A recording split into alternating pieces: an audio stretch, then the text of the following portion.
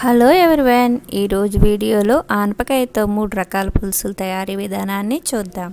కందిపప్పు ఉపయోగించకుండా ఆనపకాయ మిగతా ఇతర కూరలను ఉపయోగించి ఈ పులుసు చిక్కగా ఏ విధంగా చేసుకోవాలో చూద్దాం.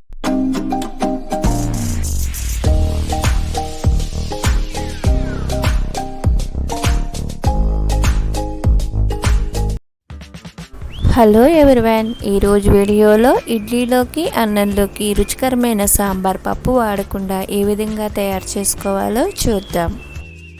పప్పు వాడకపోయినా ఈ సాంబార్ చిక్కగా భలే టేస్టీగా ఉంటుంది. మీరు కూడా ఈ విధంగా ట్రై చేసి చూడండి. ఈ సాంబార్ తయారీకి ముందుగా ఆనపకాయ ముక్కలు, టమాటా, బెండకాయ, వంకాయలు అన్నీ చిన్న ముక్కలుగా తరుక్కుని ఒకసారి కుక్కర్లో పెట్టుకొని 3 విజిల్స్ రప్పించుకోవాలి. ఈ కూర ముక్కలన్నీ ఉడికేలోపు మనం సాంబార్లోకి పోపు రెడీ చేసుకుందాం. ఈ పోపులోనే పులుసుకి చిక్కదనం అనేది వస్తుంది.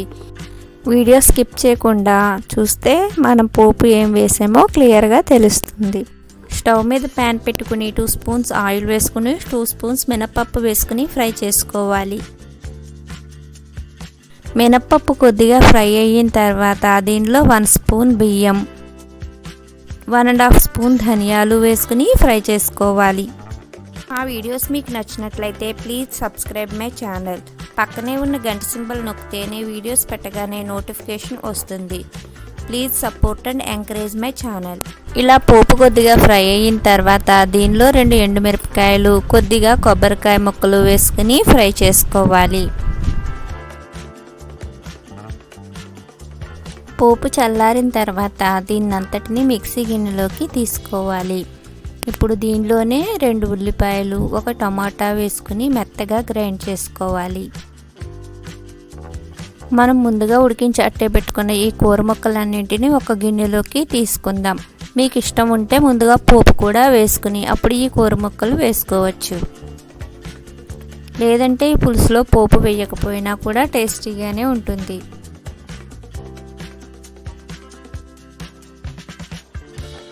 ఈ పులుసు ముక్కలు కొద్దిగా ఉడికిన తర్వాత దీనిలో కొద్దిగా పసుపు, ముందుగా మనం తీసి అట్టే పెట్టుకున్న చింతపండు పులుసు దీనిలో వేసుకోవాలి. ఇప్పుడు దీనిలోనే మనం మెత్తగా గ్రైండ్ చేసి అట్టే పెట్టుకున్న పోపును వేసుకుని కలుపుకోవాలి. ఈ పేస్ట్లోనే మొత్తం టేస్ట్ అంతా ఆధారపడి ఉంటుంది. మొత్తం అన్నీ కరెక్ట్గా వేసుకుని ముద్ద కింద చేసుకుని వేసుకుంటే సాంబార్ చాలా రుచిగా ఉంటుంది. ఇప్పుడు ఈ పులుసు బాగా మరిగించుకోవాలి. పులుసు ఈ విధంగా మరుగుతున్నప్పుడు దీనిలో కొద్దిగా ఉప్పు, 2 నుండి 3 పచ్చిమిరపకాయలు, చిన్న బెల్లం ముక్క, కొంచెం కొత్తిమీర అన్నీ వేసుకొని బాగా మరిగించుకోవాలి. కారంగా కావాలి అనుకుంటే దీనిలో 1/2 స్పూన్ కారం కూడా వేసుకుని కలుపుకోవచ్చు, లేదంటే స్కిప్ చేసుకోవచ్చు. ఇవన్నీ వేసిన తర్వాత పులుసు బాగా మరిగించుకుంటే ఎంతో రుచికరమైన సాంబారు రెడీ అయిపోయింది. ఇది అన్నంలోకి, ఇడ్లీల్లోకి చాలా టేస్టీగా ఉంటుంది. అంతేనండి, ఎంతో రుచికరమైన సాంబార్ తయారీ విధానాన్ని చూసారుగా. మరొక మంచి వీడియోతో నెక్స్ట్ వీడియోలో కలుద్దాం. ఆనపకాయ ఉపయోగించి సెకండ్ మెథడ్లో మజ్జిగ పులుసు ఏ విధంగా తయారు చేయాలో ఈ వీడియోలో చూద్దాం. ఈ మజ్జిగ పులుసు వేడి చేసిన వారికి చలవ చేసి ఆరోగ్యానికి ఎంతో మేలు చేస్తుంది. ఈ మజ్జిగ పులుసు తయారీకి ముందుగా చిన్న ఆనపకాయ ముక్క, వంకాయలు 2, బెండకాయలు తీసుకుని చిన్న చిన్న ముక్కలుగా కట్ చేసుకోవాలి. 2 ఉల్లిపాయలను కూడా ఈ విధంగా చిన్నగా కట్ చేసుకుని వేసుకోవాలి. ఉల్లిపాయలు చిన్నవి అయితే ఉల్లిపాయ పళంగానే వేసుకోవచ్చు. దీనిలోనే 2 పచ్చిమిరపకాయలు, తగినంత వాటర్ పోసుకొని కుక్కర్ 3 నుంచి 4 విజిల్స్ రప్పించుకోవాలి. ముక్కలు ఉడికేలోపు పులుసులోకి మజ్జిగని రెడీ చేసుకుందాం. ఒక గిన్నెలోకి పుల్లని మజ్జిగని తీసుకుని గడ్డలు లేకుండా పల్చగా చేసుకోవాలి. ఇప్పుడు ఈ మజ్జిగలోనే 1 స్పూన్ శనగపిండి, కొద్దిగా పసుపు, తగినంత ఉప్పు వేసుకుని కలుపుకోవాలి. శనగపిండి ఉండలు లేకుండా మొత్తం అంతే కలిసేలాగా మిక్స్ చేసుకోవాలి. చూసారుగా ఆనపకాయ ముక్కలు ఎంత బాగా ఉడికిపోయాయో. ఇప్పుడు మనం పులుసులోకి పోపును రెడీ చేసుకుందాం. స్టవ్ మీద ప్యాన్ పెట్టుకుని 1 స్పూన్ ఆయిల్ వేసుకుని 1 స్పూన్ ఆవాలు, 1/2 స్పూన్ జీలకర్ర, 1/2 స్పూన్ మెంతులు వేసుకుని కలుపుకోవాలి. దీనిలోనే ఒక ఎండుమిరపకాయ కూడా వేసుకోవాలి. ఈ విధంగా పోపు వేగిన తర్వాత దీనిలో మనం ముందుగా ఉడికించి అట్టే పెట్టుకున్న ఆనపకాయ, బెండకాయ ముక్కలను వేసుకుని కలుపుకోవాలి. ఇప్పుడు దీనిలోనే మనం ముందుగా కలిపి అట్టే పెట్టుకున్న మజ్జిగ, శనగపిండి మిశ్రమాన్ని దీనిలో వేసుకుని కలుపుకోవాలి. ఇప్పుడు దీనిలోనే కొద్దిగా పసుపు, కొంచెం కొత్తిమీర, అవసరమైతే కొంచెం ఉప్పు కూడా వేసుకుని కలుపుకోవాలి. పులుసు కాసేపు బాగా మరిగేదాకా ఉడికించుకోవాలి. ఒక పావు గంట సేపు పులుసు బాగా మరిగించుకున్న తర్వాత స్టవ్ ఆఫ్ చేసుకోవాలి. అంతేనండి, ఎంతో రుచికరమైన మజ్జిగ పులుసు రెడీ అయిపోయింది.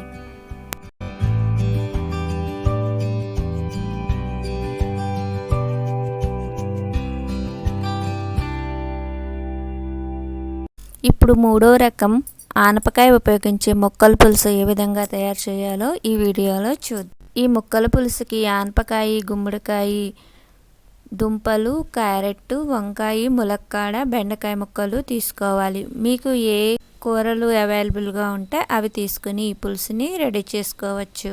ఇప్పుడు ఈ కూర ముక్కలన్నింటినీ కుక్కర్లో వేసి తగినంత వాటర్ పోసుకుని 3 విజిల్స్ రప్పించుకోవాలి. మా వీడియోస్ మీకు నచ్చినట్లయితే please like, share and subscribe my channel.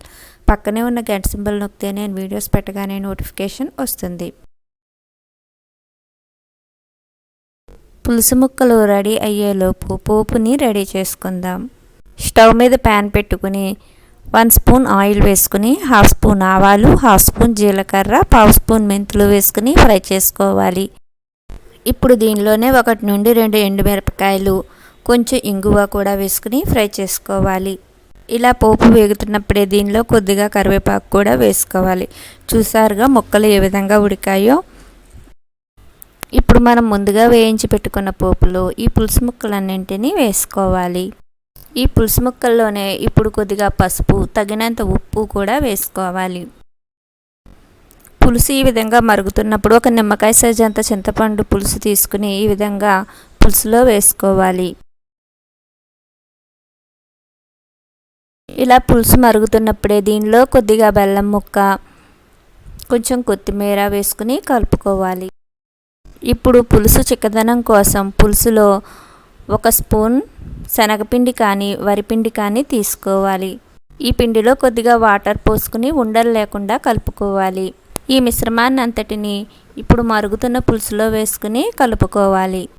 పులుసు కొంచెం చిక్కబడేదాకా మరిగించుకోవాలి. అంతేనండి, ఎంతో రుచికరమైన ఆనపకాయ పులుసు రెడీ అయిపోయింది. మరొక మంచి వీడియోతో నెక్స్ట్ వీడియోలో కలుద్దాం. మా వీడియోస్ మీకు నచ్చినట్లయితే please like, share and subscribe my channel. పక్కనే ఉన్న గంట సింబల్ నొక్కితే నేను వీడియోస్ పెట్టగానే నోటిఫికేషన్ వస్తుంది.